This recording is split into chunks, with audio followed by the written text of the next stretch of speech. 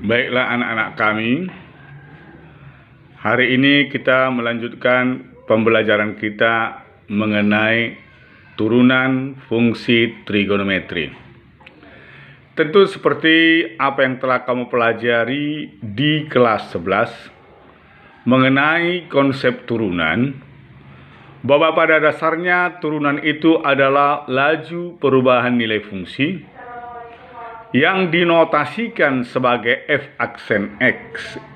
Jadi kalau ditanyakan apa itu turunan, jangan kamu jawab f aksen x, karena turunan itu adalah laju perubahan nilai fungsi.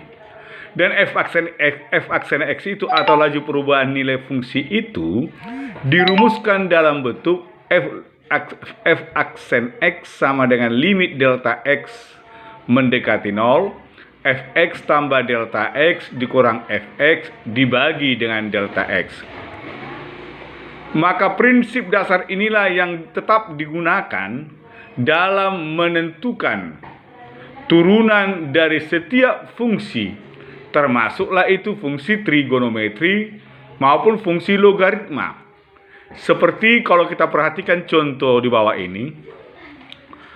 Kita mulai pembelajaran trigonometri ini dari sebuah soal yang bertanya kepada kita seluruhnya.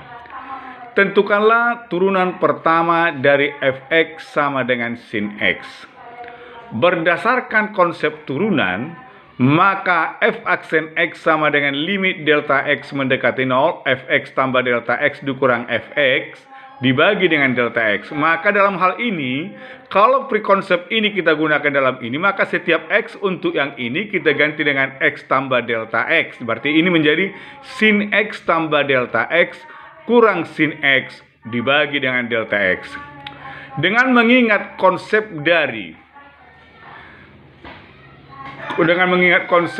bahwa sin P tambah sin Q itu adalah sin P tambah sin Q itu adalah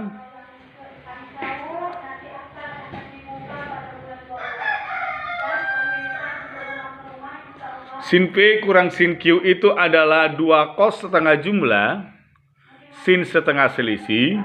Maka kalau ini kita selesaikan dengan menggunakan konsep identitas trigonometri, dia akan menjadi limit delta x mendekati 0, 2 kali cos setengah 2x tambah delta x, itu berasal 2x ini berasal dari x tambah x ditambah delta x, dikali sin setengah delta x berasal dari x tambah delta x dikurang x dibagi dengan delta x.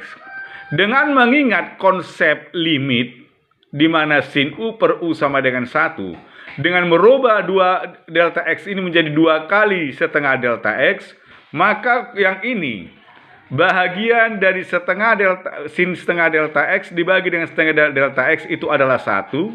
Sementara 2 ini nanti bisa mati, yang ini, sehingga dia menjadi cos x tambah setengah kali 0 sama dengan cos x. Maka turunan dari sin x sama dengan cos x.